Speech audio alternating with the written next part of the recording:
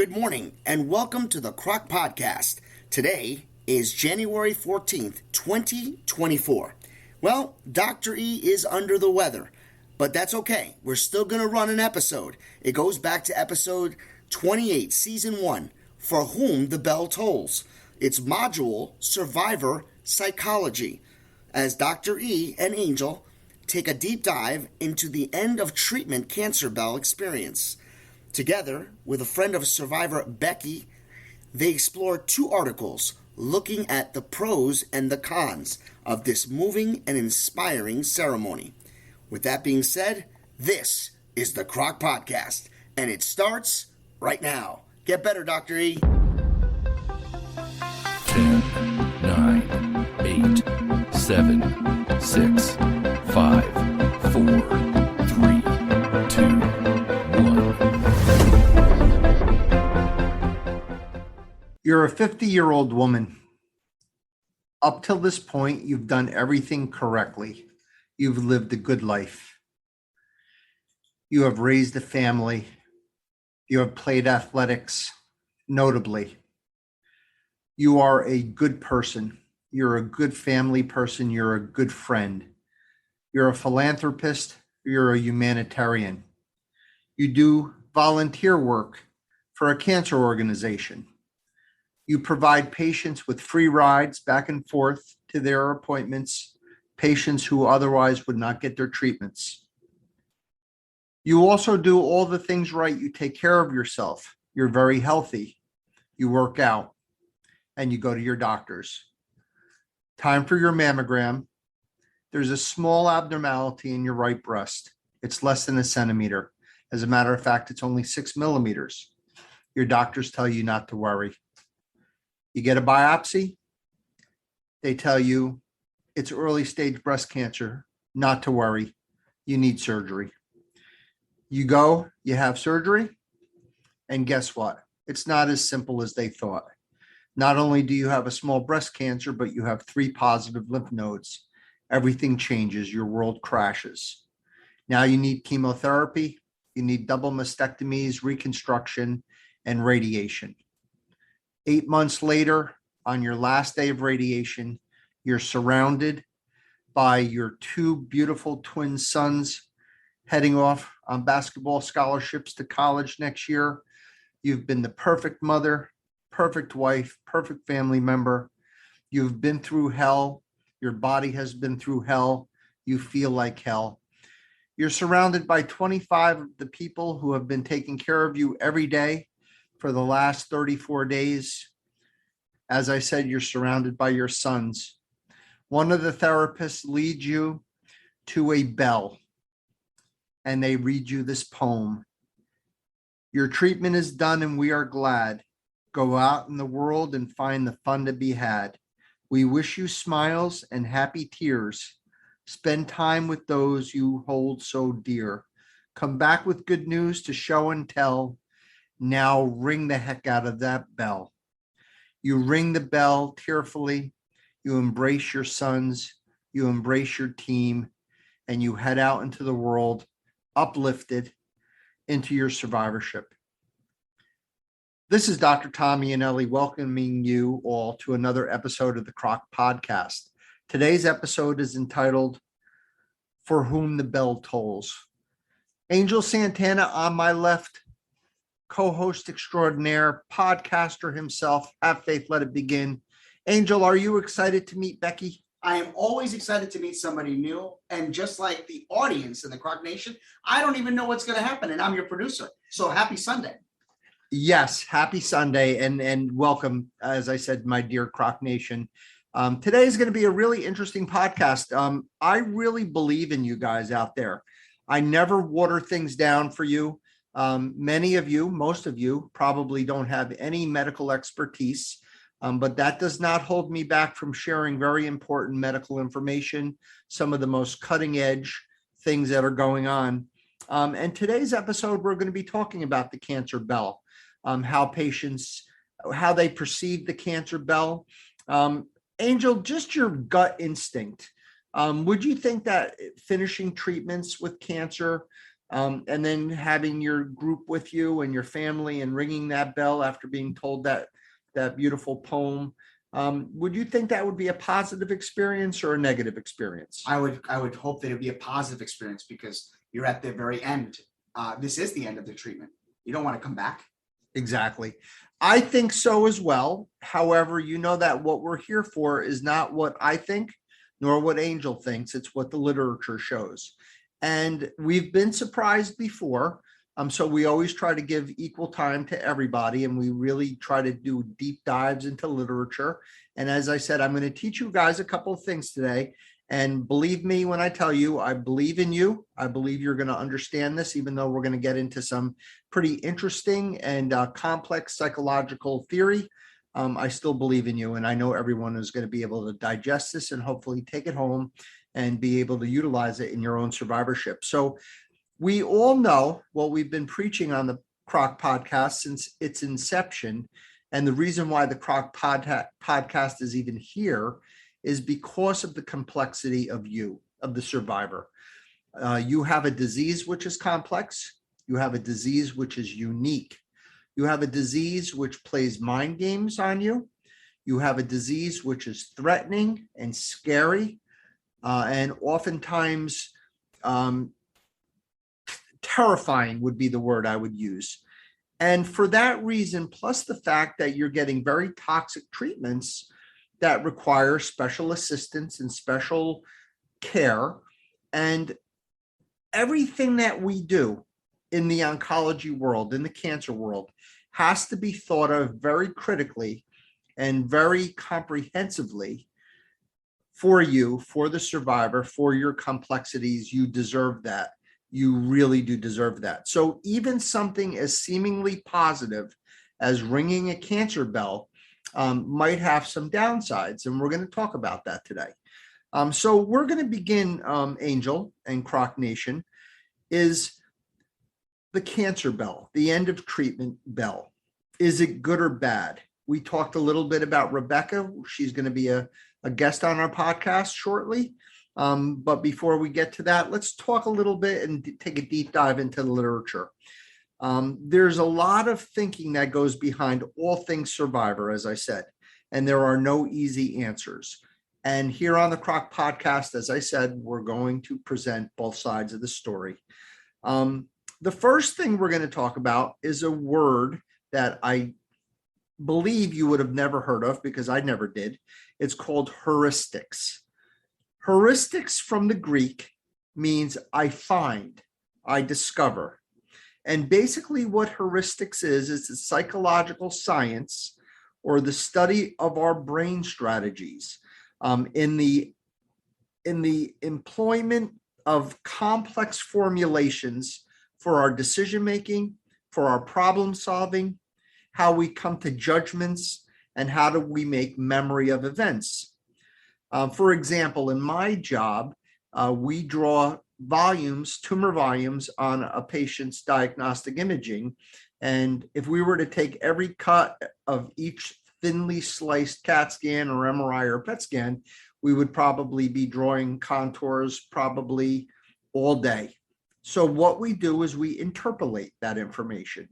We'll take a few contours, we'll scroll down a few centimeters, take some more contours, and the computer is programmed to take all of that disparate information and sum it up or interpolate it to make a volume. And that's what our brains do when we make decisions, when we make judgments, because it's too complex, even for our complex mind, to take all the data and sift through every molecule of data to make a decision. Our brains can't do that. We're not wired to do that.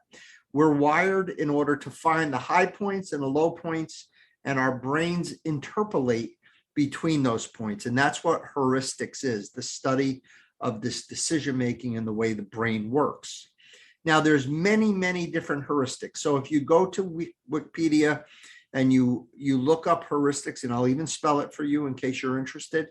H is in Harry, E, U is in uni, R is in Richard, ISTICS, heuristics. Again, if you're interested. in that grouping of all different types of studies of heuristics, the one that pertains to us today is called the peak end rule, and how our impressions become memory. And please stay with me, because I actually have, a connection between what I'm talking about and the cancer bell. So please stay with me.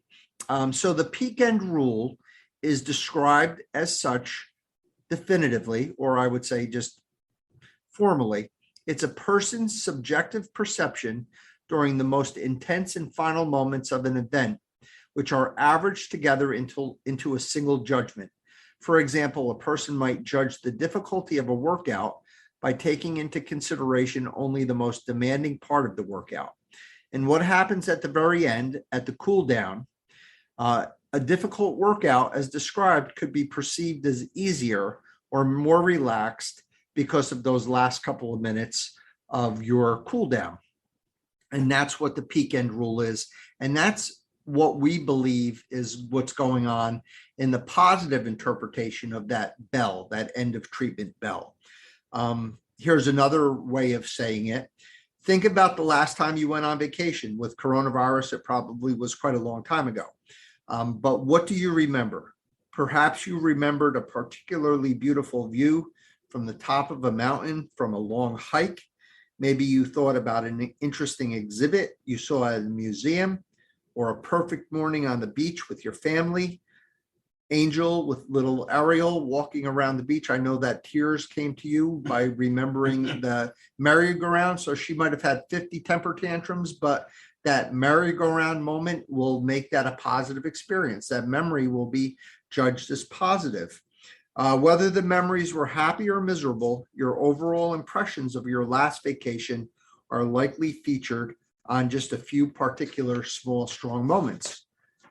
We remember experiences in our lives as a series of snapshots rather than a complete catalog of events. Our minds quickly average the moments that most stand out in these memories to form our opinion of the past. The most emotionally intense points of an experience, and at the end of that experience, are heavily weighted on how we remember that event. So I'll give you one last example before we jump in and dive into the two papers. This heuristic, this section or this subcategory of heuristics were founded by Daniel Kahneman and Barbara Fredrickson based on their 1993 study that took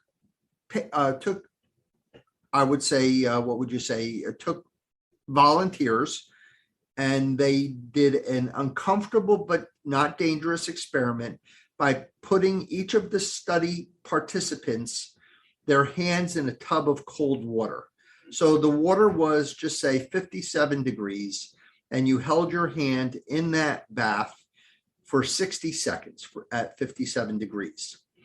Then they had you put your hand in the same bucket, in a different bucket, where it was also at 57 degrees.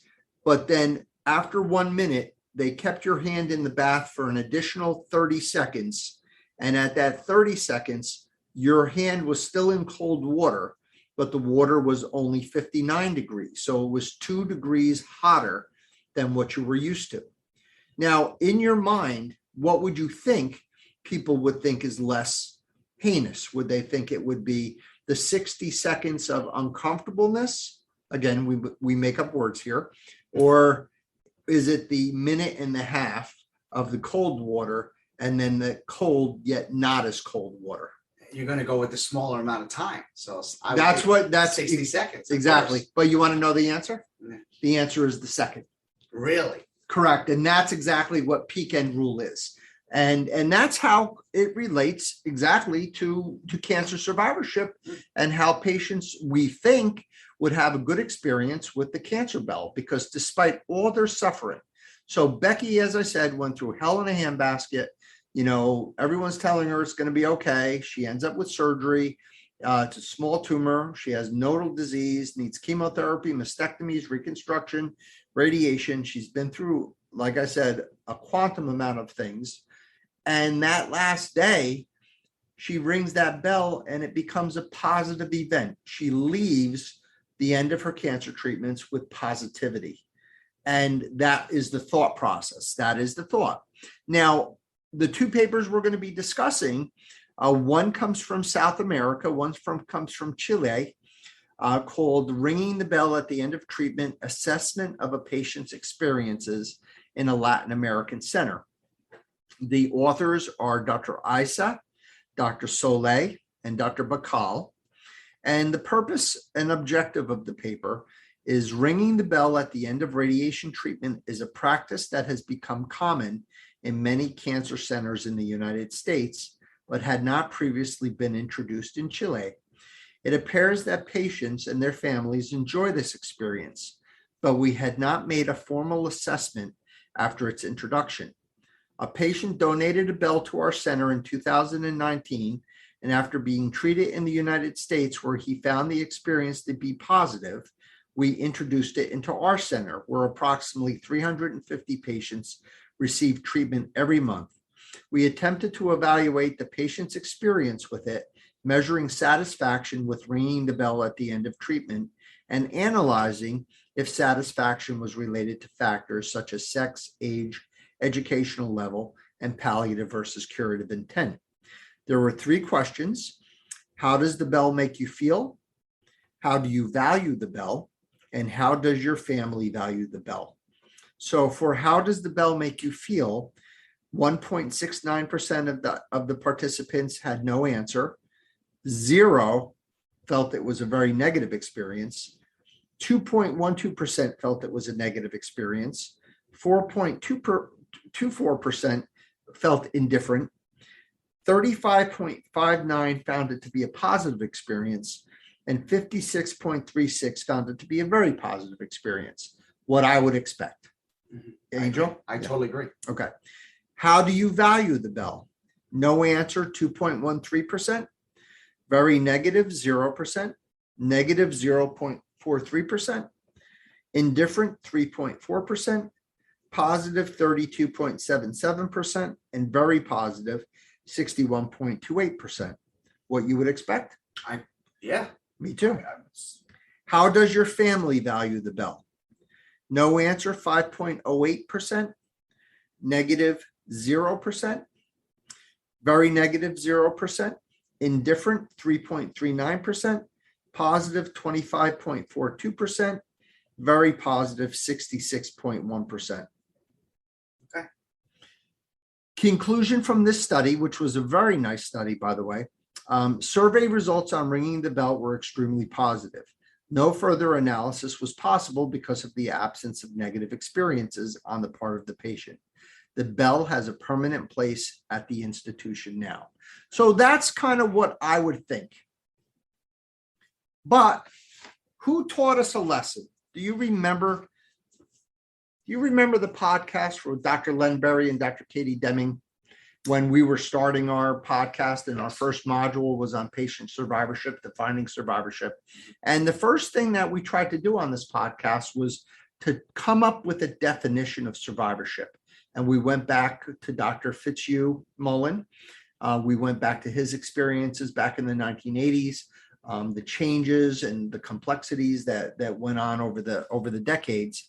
And then we came across the only voice, right? The only opposing voice in the wilderness from Dr. Deming and Dr. Len Berry about some patients not thinking that they really wanted to be fitted with that term survivor.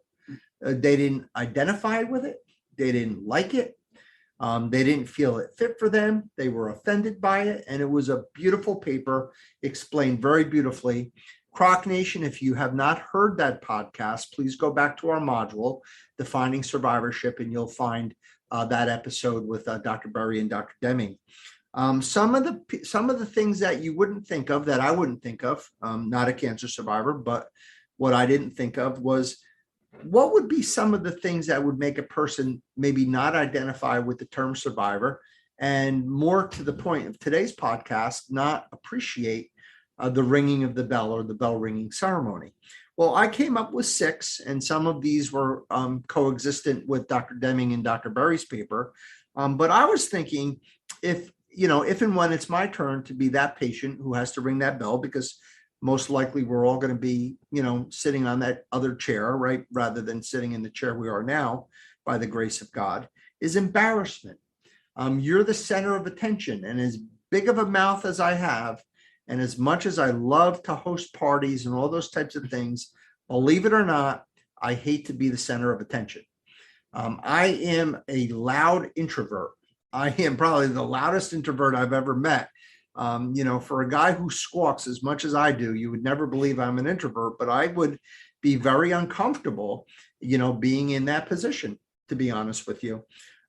Also, this is a coexisting number with Dr. Deming and Dr. Berry's paper, the jinx, right? We call it in Italian, the malocchia.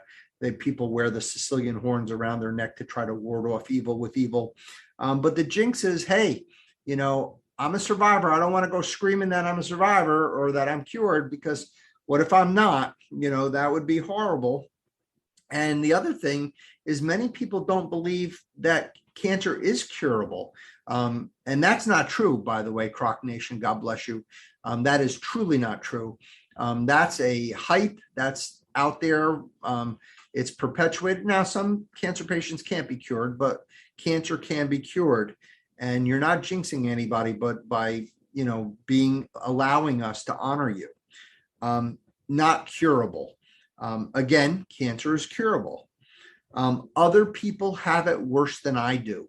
I don't want to ring the bell because I feel I'm disrespecting the people who may not be able to make it. And here I'm going to make it. And I don't really feel comfortable with that. Also, think about this, Angel. We work very hard, and I'd like to think that I actually know this to be true. I don't even have to ask it, but the staff here at our hospital at Garnet, especially in radiation oncology, but throughout the oncology community here, even the medical oncologists who are off-site and the surgical oncologists and all the hundreds of staff members that work with cancer patients. I mean, we really love you guys. I mean, we don't like you guys. We're not just respectful of you. We're not just caring about you. We're not just a little empathetic. I mean, we really love you guys. We really want you to do well. And I guess in some places, people are busy, they're overworked, they're overwhelmed. To sit at a cancer bell and really, you're there, all of your emotions are there, you're teary-eyed. You don't want to be surrounded by a bunch of people who really are just thinking about what their next task is going to be, or they don't really want to be there. They just forced to be there because it's the right thing to do, because your supervisor told you have to go to the bell ringing or whatever. You see all these little bugs just coming out of nowhere, coming from different rooms, coming to converge. And, maybe they're upset that they had to stop their work just to, honor me. And I could tell you in this place, and I suspect in all places, because as I always said, cancer caregivers are some of the greatest, most inspired, and most dedicated people that I know of in any profession. And they truly love their patients. They really do love you. So if they're there to honor you, sometimes it's as important for us to honor you guys as it is for you to be honored. And I think that's one of the reasons why the paper coming out of Chile, where the family members were extraordinarily happy, because they've watched their loved ones suffer. They've watched their loved ones go through treatment and have all those side effects. And they were completely impotent. They couldn't do anything. They could rub your back. They could put medicine on you. They could help you. They could cook your meals.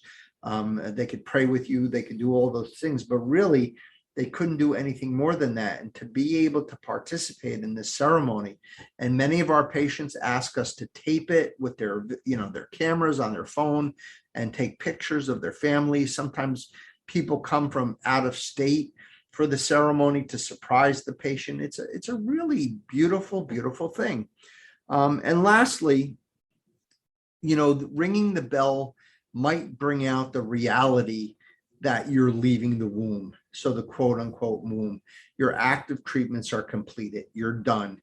You're no longer going to be going into radiation daily. You're no longer going into the infusion center weekly. You're no longer seeing your radiation oncologist every other day. You're no longer seeing your medical oncologist every week. You're really out there now. That's the transition that we talked about in the defining survivorship modules, where you're now transitioning to the next stage, and perhaps the bell might be a sort of a mental reminder of you now losing that protective blanket that you've been covered with throughout all your treatments. So those are some of the reasons that we were thinking about.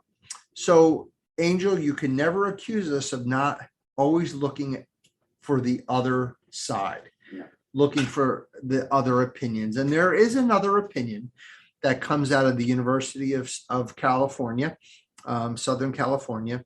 The major, what would you say, the primary author is Dr. Patrick Williams. I actually have seen him lecture. He's a tremendous radiation oncologist. We're very privileged and honored to have him in our group, in our radiation oncology community, and a bunch of other doctors, statisticians and things. Dr. Janelle also. And basically the purpose of his study, which was published in our Bible, right? Our Bible is the Red Journal, the International Journal of Radiation Oncology, Biology, and Physics.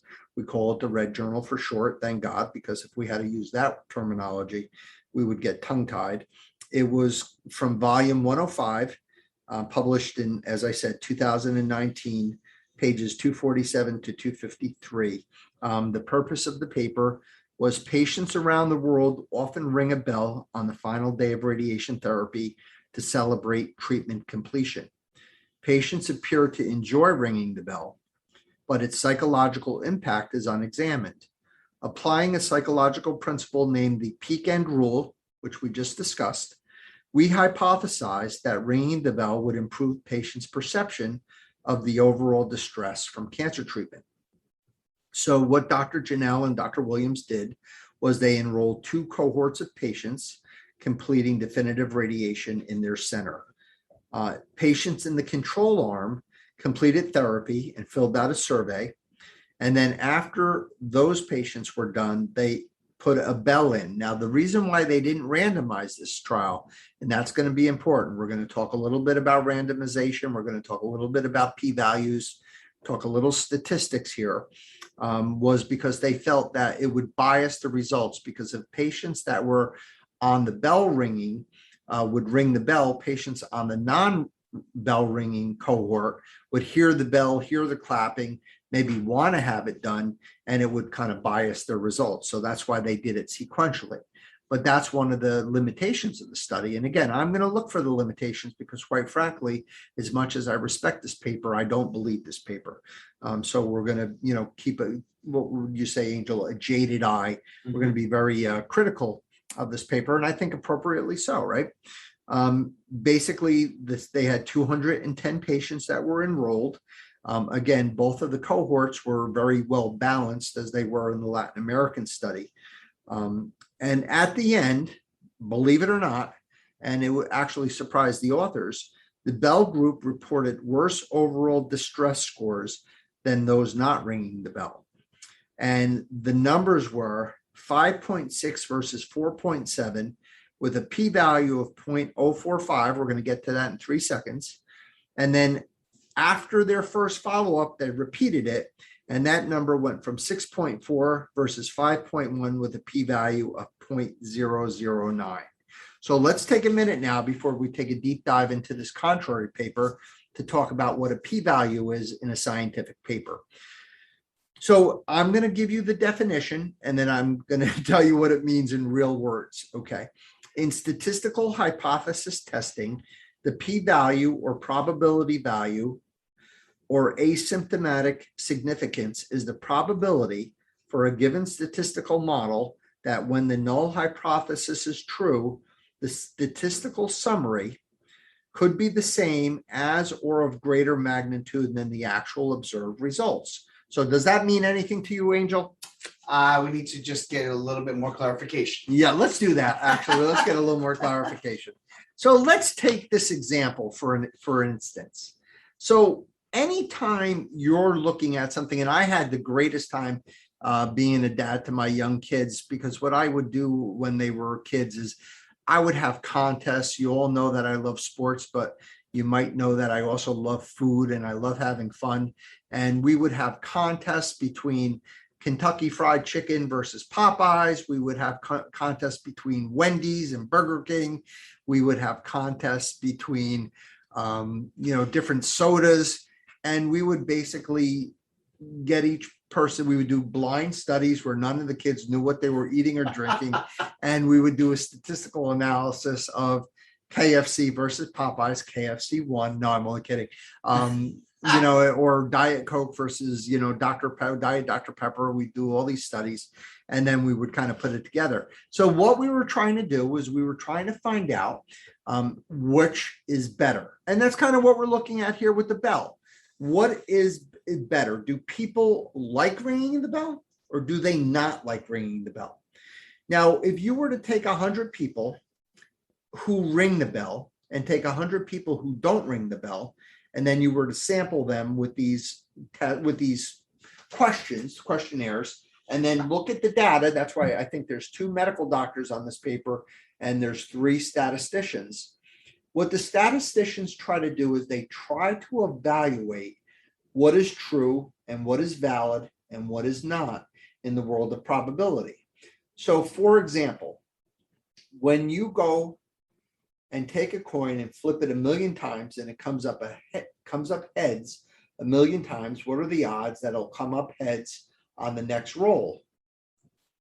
It's 50-50 because it doesn't matter, because in statistical analysis, you always have to take into account chance and coincidence. But what the statisticians do with data is they try to sift through what is probable, what is due to coincidence, and what is truly a difference. As I said, KFC being superior to Popeyes. So KFC, if you want to be one of the sponsors of the CROC podcast, I can tell you right now, I would welcome that in 1 second. And by the way, my children grew up to be very healthy and, fit children. I don't want anybody to call DIFUS on me. They did very, very well, by the way. But in any case, getting back to the p-value. So in Dr. Williams' paper, the p-value was 0.045 and 0.056 for those 2 endpoints that we discussed.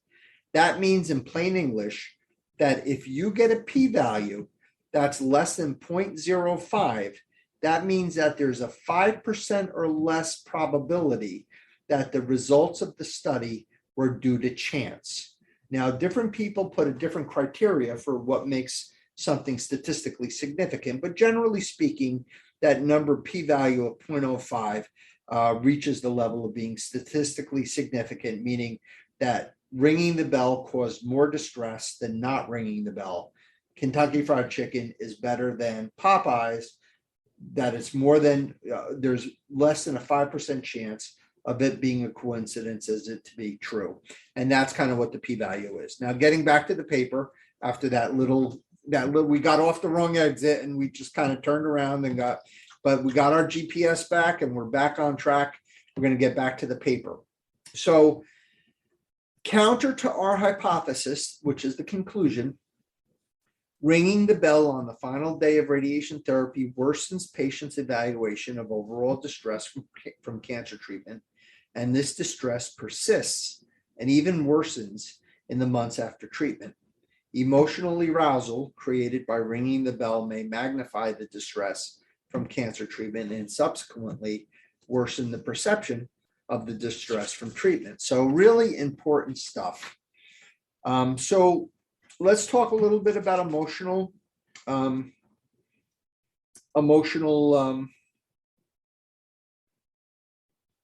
guess we'll just say emotionality. The final day of treatment, end of treatment is EOT, is an emotional day for patients. Oncologists typically use positive language, such as graduation, to describe treatment completion, but survivors describe feelings of fear and abandonment because it often signals the transition from active care to the more passive phase of cancer survivorship.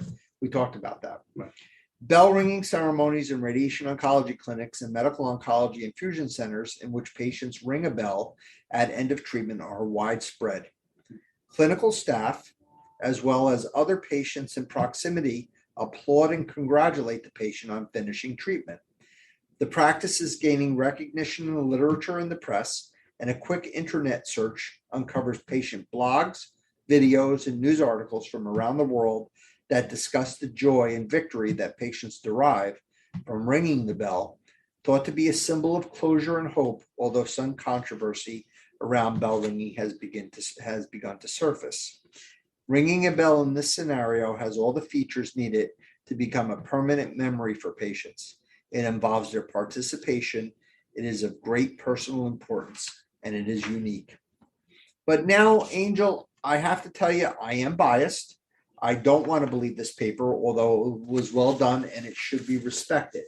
But I would like to talk to you a little bit more on this paper and try to find some of the limitations and some of the things that we could criticize about in this paper. So the first thing is the patient questionnaire did not stratify patients. That means it didn't really ask patients who were the patients who had the worst side effects and try to put them together in order to judge apples versus apples versus apples versus oranges. So a patient might have a really negative experience with bell ringing if they had a terrible time with their treatment. So if I have a stage 1 breast cancer who flies through treatments with zero problems, and then they're also and then there's 100 of them in that group, they're going to have a great bell ringing experience. But instead, what if you had 100 patients that were head and neck patients who had a terrible time with treatment? They're going to all have a negative experience. So it's possible that this paper did not properly evaluate that indicator and perhaps may have biased the results. Number two, they may have limited their findings by the questions. I thought that the people from Chile, the professors from Chile, I thought the questions were great. How does the bell make you feel? How do you value the bell? And how does your family value the bell? In this paper, their questions were more like, they asked if ringing the bell improved negative memories. So in my opinion, not a great question, because I think it's a bias, to be honest with you. We talked about the lack of randomization. Again, it's a statistical reality that you should really be stratifying patients in a randomized manner, meaning taking patient A, patient B, patient A, patient B, patient A, patient B, not patient A, patient A, patient A, patient A, patient A, and then patient B, patient B, patient B, patient B. I understand their theory. I understand why they did it. But at the same time, it does devalue the study. Number four, there was a longer interval between treatment completion and follow-up in the patients that had negative experiences. So again, another bias. And again, there was no evaluation of the family response. When we talked to Becky today, first thing I'm going to ask her is how it made her feel to have her two sons there. I call them the Twin Towers. They're about 17 feet tall. And they're beautiful kids, and they were so proud to watch these kids have tears in their eyes to see their mom ring this bell was truly fantastic. And I really think that was a limitation in this study. So Angel, I think I did a decent job, if I don't say so myself, talking about the cancer bell. I spoke a lot, but I wanted to, and I'll tell you why. I had this cancer bell episode in my mind for over 6 months. I've been wanting to do this. We've been so busy with doing our modules and some of the great stuff we did with Len Barry and Katie Deming and our new best friend, Rena Audish, who's, in my opinion, just the patron saint of all of this. She's amazing. So without further ado, Angel, what I think we should do is take a little break. And Angel, would you be able to have Rod put these papers on our website? Absolutely. We'll make sure the links go up. Yeah. So for you Crocers who want to be out there and to actually take a look at the two papers that we discussed, it'll be there for you. Sure. I taught you a little bit about heuristics, right? I talked a little bit about the peak end rule. I'm going to quiz you, Angel, at the end of this podcast. Oh, Lord. To make sure. Going to ask you about statistical significances, about randomizations, about null hypotheses, and about the p-value. Are you ready? I'm ready, but quick question. Yeah. Can you just repeat those papers one last time? Because maybe by this point, people that are watching may be wanting to search, and instead of them having to go back, we can just repeat it real quick. And then Absolutely. No, there's no problem at all. So the first paper, the paper which was negative was called the Cancer Bell, Too Much of a Good Thing. Patrick Williams is the primary author. The International Journal of Radiation Oncology, Biology, and Physics, 2019, volume 105. And the one from Chile was presented as an abstract and poster session at our Astro meeting back in 2020. And the main author was Dr. Isa, ISA. And the name of the paper was Ringing the Bell at the End of Treatment, Assessment of Patients' Experiences in a Latin American Center. All right. So without further ado, we'll take a commercial break. If you haven't had a chance to take a look at our Twitter account, we encourage you to do that. It is at CROC VIP. For all of you out there, you don't have to wait much longer because we'll be back in a quick 5 seconds. 5, 4, 3, 2, 1. Welcome back, Crockers, to For Whom the Bell Tolls. Angel Santana on my left. Have faith, let it begin. You can't get any more energetic than it is right now. Man, there is energy. It's like being in Cameron Indoor Stadium, Duke, Carolina, and it's the fourth quarter, 20 seconds left. Duke is down by 1. I wish I had the foam finger right now so I could just wave it in front of the camera. Kyle Filipowski has the ball. 20 seconds left. He dribbles the ball down on number 41. Carolina Blue stuffs it in his face with 2 seconds. Duke wins the game. What do you think? I love it. Angel, we are proud as punch to welcome back. We had promised the Croc Nation, Becky Filipowski. We have her on. And before we start with you, Becky, I just want to bring up something that we had discussed off air. And actually, this whole bell ringing ceremony, the whole process actually starts in our medical center with Angel. And I failed to mention that during the first part of our taping. Angel, why don't you tell the Croc Nation about what your contribution is and how one day we hope to get you over to see one of these ceremonies. I have the honor and privilege of being in the same facility as you. I do the switchboard 911. What I am in charge of is all the emergencies. Well, in this particular situation, because it's a very positive, which we're going to discuss. Yes. Your staff would call me at the switchboard to indicate that we have a bell ringer. I would then, of course, with enjoyment, I get excited and I click one click of the mouse and it sends it back to you. And I don't know what happens on your end, but my job is to click that button. Every single phone in the department rings. Okay. Every single one. And it can't happen without me. It's almost like you're in a firehouse. And it's a 5 alarm and everyone gets the phone call, bell ringer. And then everybody, as I said in the podcast, everyone comes out like a bunch of ants from everywhere, from physics, from the clinic, from the nursing station, from the inpatient area, from the front desk, from the bathroom, wherever. And we all converge, at the bell. So it's really what you do. You are the Pied Piper, Angel. I'm excited now. Now I want to see it though. I got to be invited again. I invite you. The last time I came, it was a delay and I couldn't stay, but I'm excited. Yeah. So Becky, one of the advantages of being able to tape ahead a little bit is that we've already told everybody, all 300 million cancer survivors in the world, about how awesome you are and everything about you. And also, you don't know what we said. So we could have said anything. That you wear polka dotted underwear. We could have said anything we wanted, but we didn't. We were quite kind. And I would know that, right? I'm her doctor. I would know these things. But all kidding aside, what I'm going to specifically not share with you is we critically analyzed 2 papers that evaluated the positivity and potential negativity of the bell ringing ceremony. And we're going to get your kind of input as someone who had one of the most moving bell ringing ceremonies, and we're going to get into that in more detail.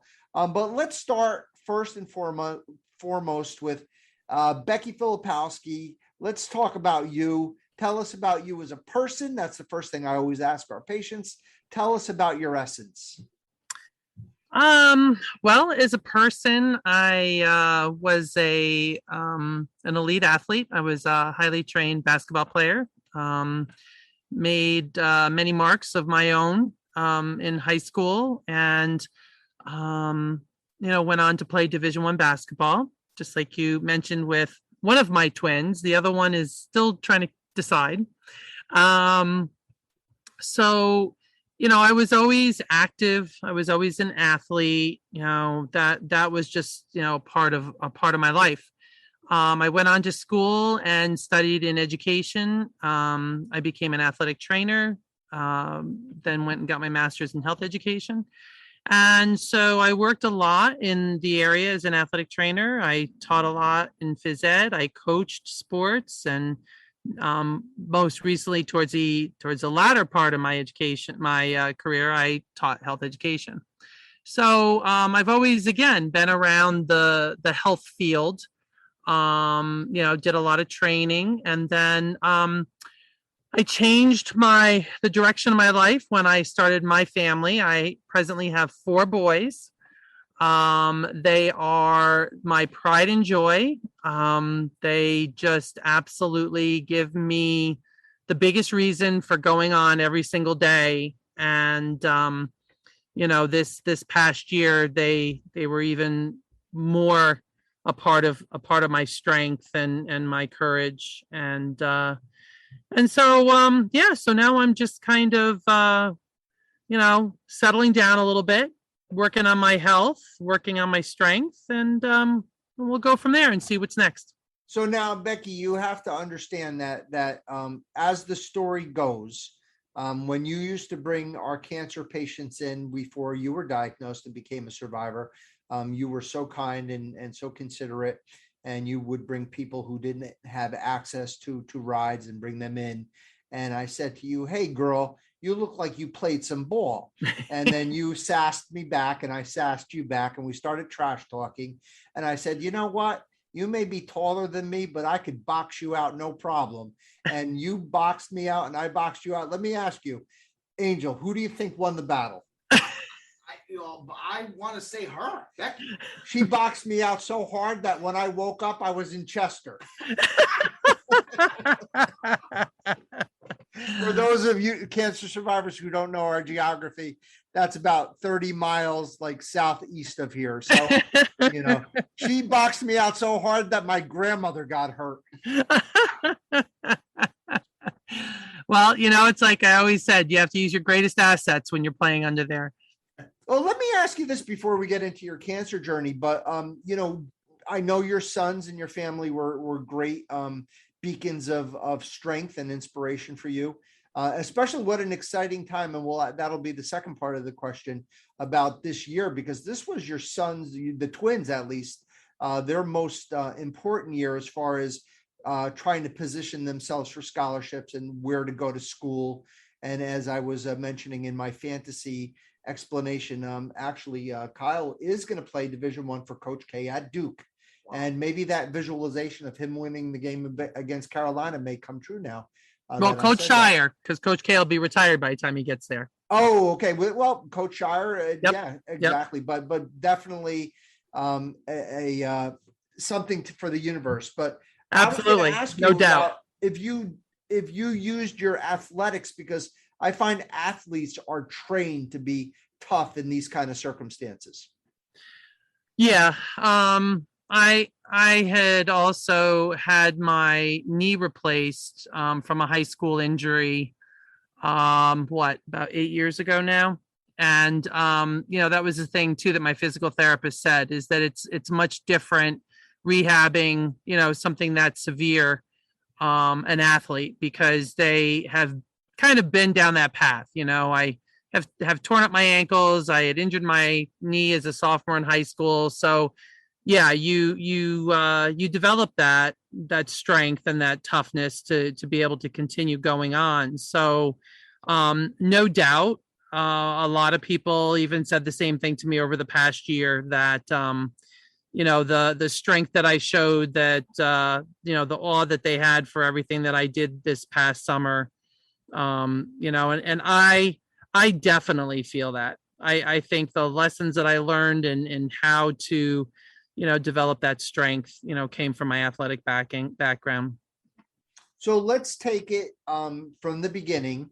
So you are in, as I said, coronavirus notwithstanding, Ugh. the boys are starting their senior season.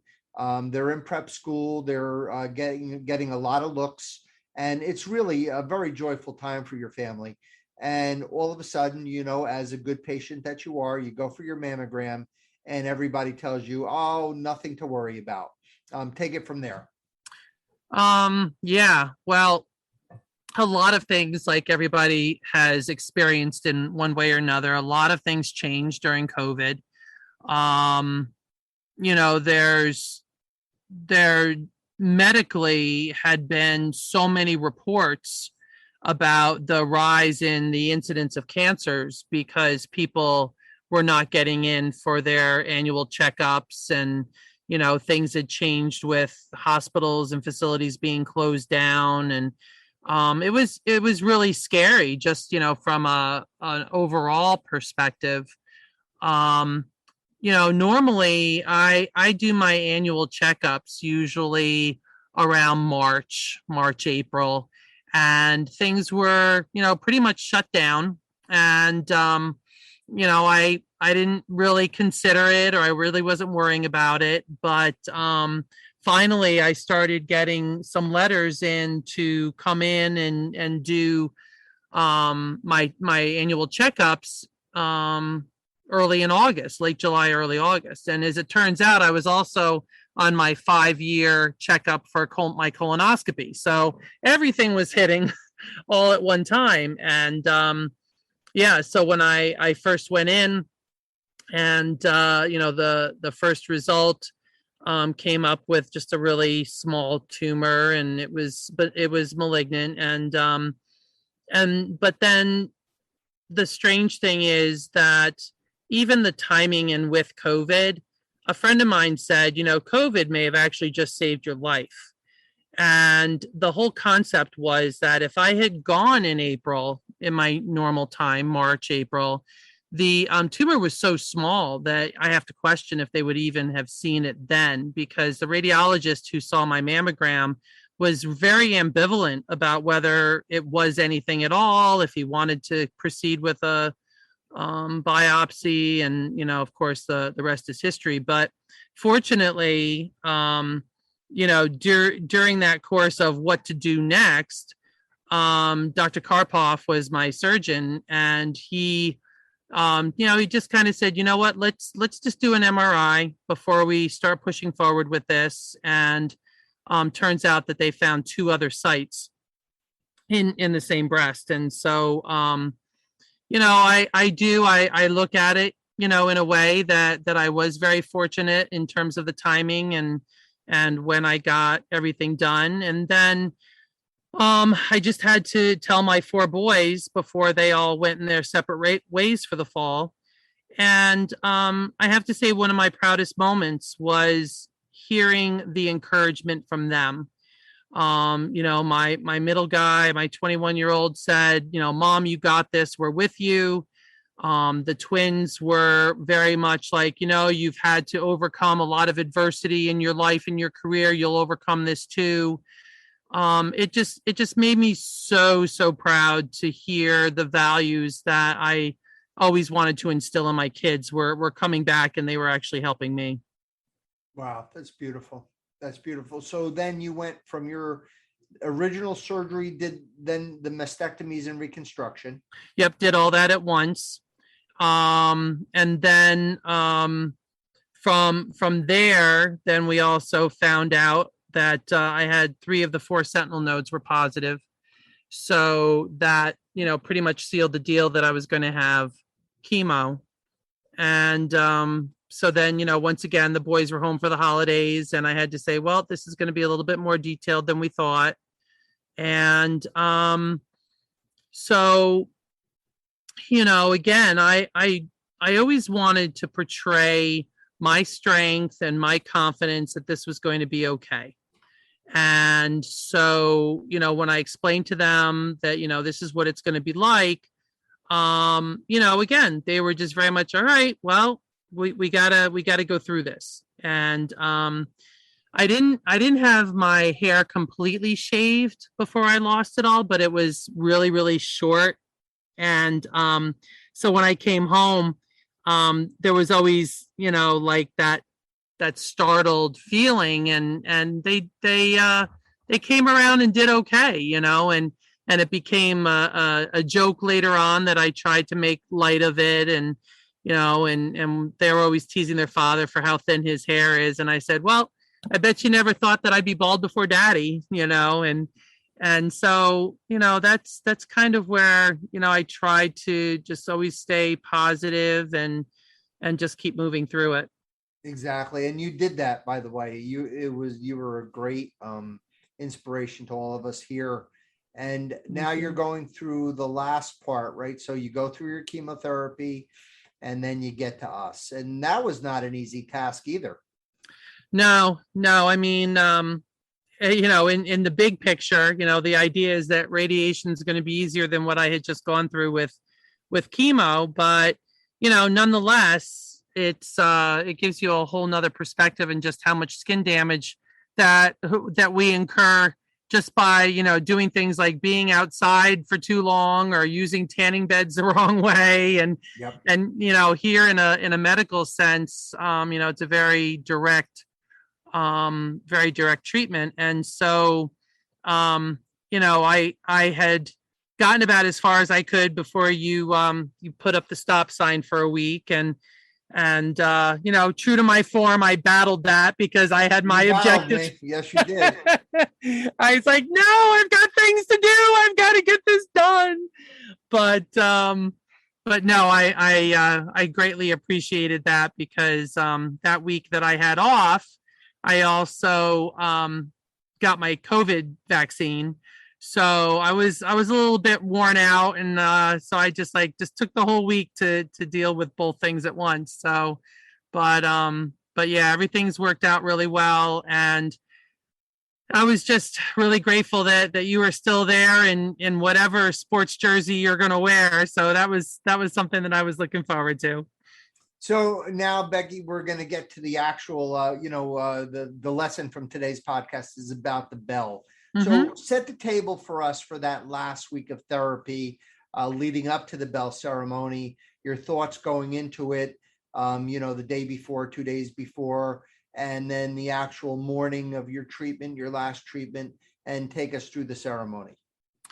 Well, first of all, I had gotten a little bit of a introduction to the bell because when I was volunteering for the American Cancer Society and driving patients to their treatments, I had always heard in the back room a bell ring, and there were a couple of patients that I had transported quite a bit that had even asked me to come in and to be witness to their ringing the bell. So I was already familiar.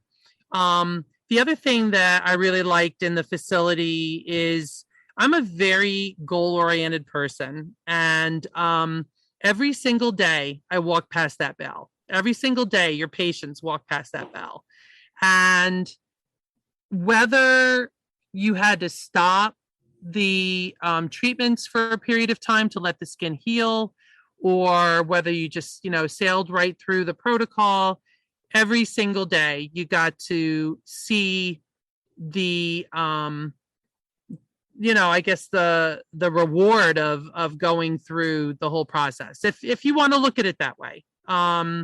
One of the other things that I did, I think you're familiar with, during the course of my daily visits, I left a Post-it note in somebody's office outside the facility, and she created a wall. Yes. And every single day it was another number towards my full complete protocol. And I think it was Jessica, right? It was Jessica Gerlach. Yeah. And so or Kathy DeRosa. No, it was Kathy. It was Kathy's DeRosa. office. Yeah, Kathy DeRosa. Yeah. So, I kind of just did it. And again, I had known Kathy from previous trips in with other patients. And so, we got to hit it off, and it was the same thing with your staff. I knew all of them from the past. So that in itself, in the friendliness and the familiarity, was also something that that really helped me every single day of the week to come through and to do another treatment. And yeah, so I would leave my Post-it notes daily for Kathy, and she started a wall. And what was so cool was a couple of weeks after that, there was another patient who had gone into her office to talk to her and saw what we were doing. And she picked up with making her own cards every day to commemorate, this is one less day, this is one less day kind of a thing. So again, it's like I try to always find, this may not be something positive, and there is a lesson to be learned in this. And if I could just give one more person, which evidently I did, a little more incentive or a little more strength or courage to continue going through it, it was just really fascinating to see how that got picked up.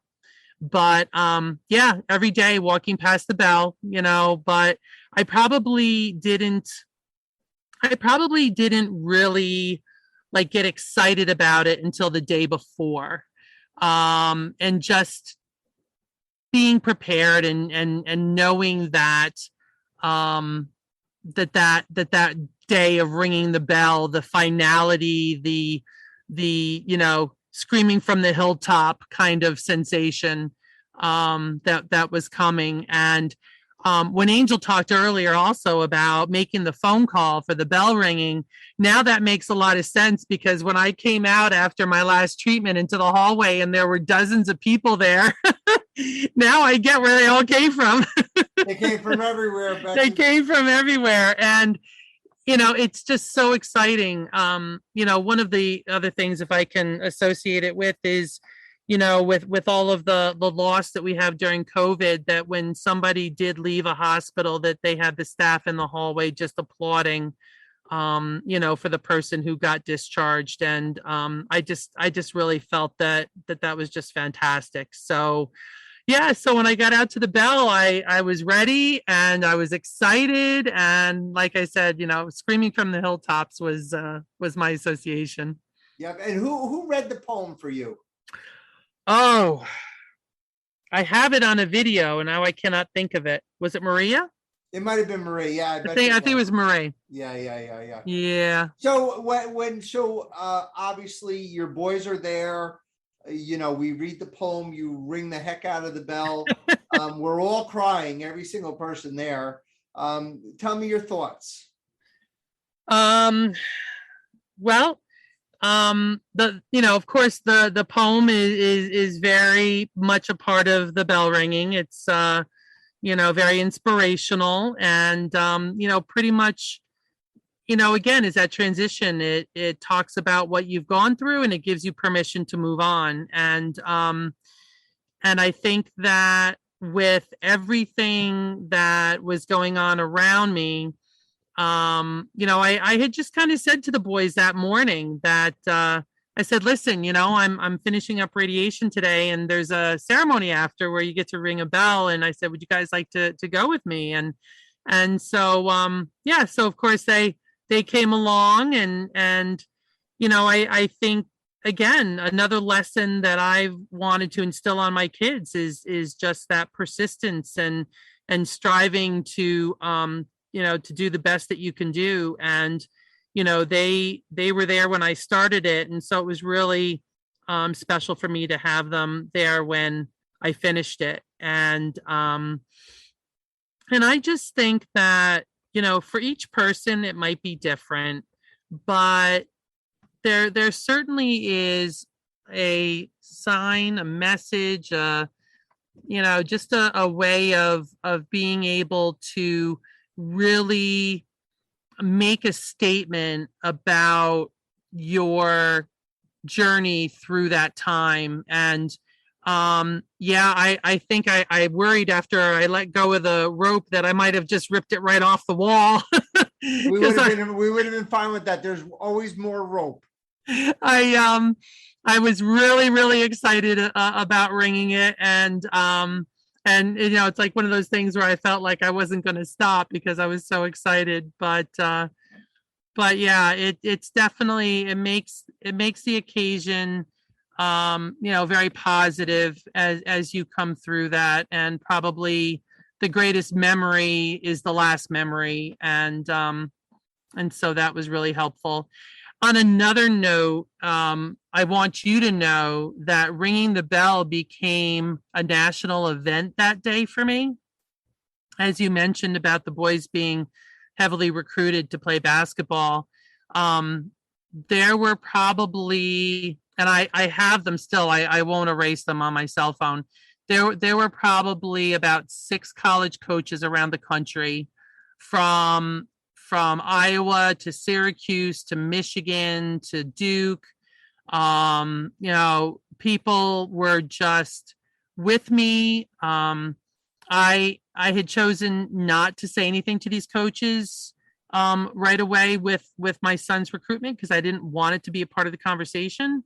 But once we got to May, and I was feeling stronger, and I was feeling confident in talking about it, and I told the college coaches, because we were getting ready to go on visits.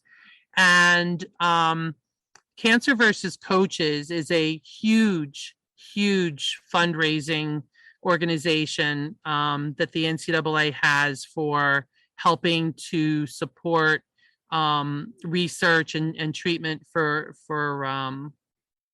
cancer.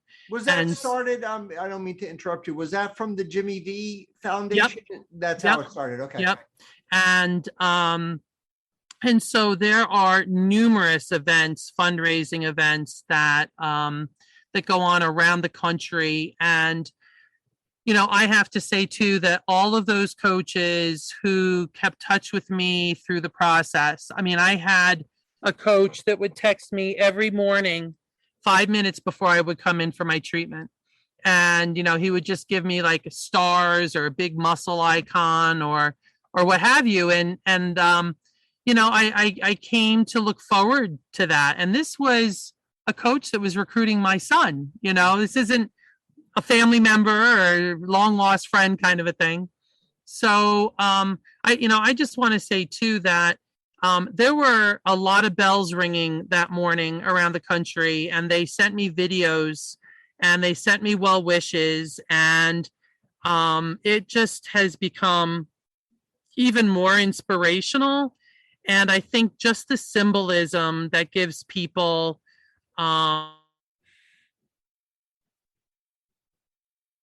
having something positive at the end of it. Unbelievable. What a beautiful story. Angel, I rest my case. So I'm going to slide over because Dr. E doesn't even know this. So I'm going to take you back. Couple of months ago, I was here to visit Dr. E. And at the time I used to come through the main entrance of the cancer center. And as I was waiting for him, I ran into Sherry. Was it the young lady that's in the office? Kathy, sorry. Yeah, Kathy. Kathy. And I walked in, and I know Kathy from just interacting on the phone. And we're talking, and I turn to my left, and I see this wall. And I look at the wall, and something spoke to me and said, ask about this wall. So I asked her, and she described, without giving your name, because HIPAA laws and everything, about this woman. And we've already heard the story, so I don't have to repeat it. And I said to her, what an inspiring person. What would it take for me one day? I only pray and hope that I will be graced with her presence. I'm sitting to the left as you are speaking, and I get choked up because I finally get to meet you, and I didn't even know that you were the girl. Aww. I said to her, if there ever is a day that I can see her, if she's ever in the waiting area, if there's ever a time that I can speak with her, I want to relay a message. So I get to tell you now in person. Aww. Not only will we help you with that, I'm going to make her box you out. I'll go easy on you, Angel. Yeah.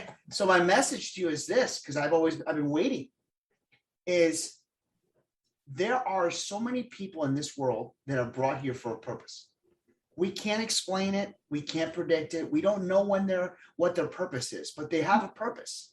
Mhm. You have inspired me by just looking at a wall to know that there are more people in this world. There's such good people out there, but more or less, you have this heart, this amazing heart, and to know that your children are being raised by someone like you, it means that there are 4 more angels prepared to send out bigger and better messages. So as a parent, I say thank you. Thank you. Becky, I end our podcasts usually the same way. Today, we're going to do it a little bit differently. Of course, our gratitude exercises are always in store. Angel Santana, best co-host, producer. Have faith, let it begin. We're going to have to get Becky on your podcast. Already writing it down. There you go. Rod Freeman, Small Biz Up. Thank you, Rod. John, Michael Benzea, Charlotte Larson, for your patronage. Thank you very much. And I am going to end this podcast the same as I end all of these podcasts, but this time it's going to be on behalf of Angel Santana, Becky Filipowski, the Twin Towers, who are going to make a great impact on this world, as will your other 2 sons. I want to wish all of our cancer survivors a very long, healthy, happy, and cancer-free life, especially to you, my love. We love you. We adore you. God bless you. God keep you. Peace. Thank you. Back at you.